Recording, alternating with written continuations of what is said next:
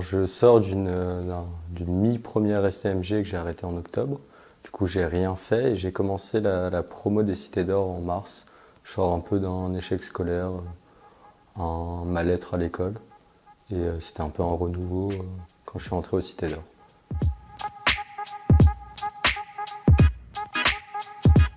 Ce qui me plaisait pas dans le système scolaire classique, c'était juste la notion de routine. Tous les jours la même chose, les mêmes personnes, des matières qui m'intéressaient vraiment pas.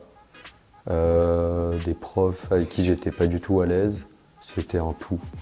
Et ça a été plus une délivrance d'avoir quitté l'école qu'un regret. Alors aux Cités d'Or, on apprend différentes notions. On peut très bien travailler en collectif comme on peut très bien travailler tout seul sur notre avenir, sur ce qui va se passer après les Cités d'Or, après ces 6 mois. On travaille aussi sur 3 gros thèmes.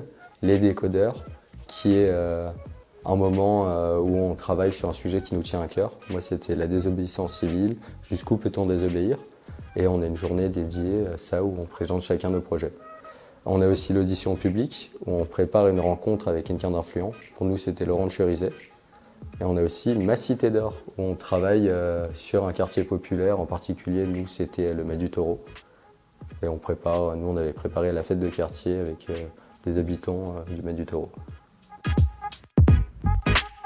C'est une ambiance quand même très conviviale, voire familiale. Tout le monde s'entend très bien, tout le monde, il n'y a pas réellement de jugement ou quoi que ce soit. Ça se passe très bien au quotidien. Alors, ce qui a changé pour moi après mon passage aux Cités d'Or, c'est que j'ai repris confiance en moi, appris aussi à être à l'aise en groupe. Ouais, c'est important aussi de vivre en collectif et que le collectif a du bon, d'avoir confiance en l'adulte et de reprendre, oui, confiance en général. Alors, mon meilleur souvenir au sein des Cités d'Or, je pense que c'est l'audition publique avec Laurent Churizet, parce que c'est le moment qu'on a le plus préparé, qu'on a le plus attendu. Il y avait beaucoup de stress de passer sur scène, devant tout un public, de poser des questions à monsieur Churizet.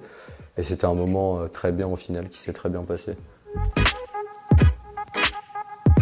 Actuellement, je fais rien. Je sors d'un début de CAP qui a duré 2 semaines en cuisine. Mais ça m'a pas du tout plu. Là, je compte un peu travailler, découvrir le monde du travail. Puis après, commencer un CAP menuiserie en juin. Si je pouvais donner un conseil, c'est de parler aux gens qui sont autour de toi. S'il n'y a personne, c'est d'y croire, de toujours positiver. Et malheureusement, faut se bouger. Il y a forcément un moment où il faut se bouger.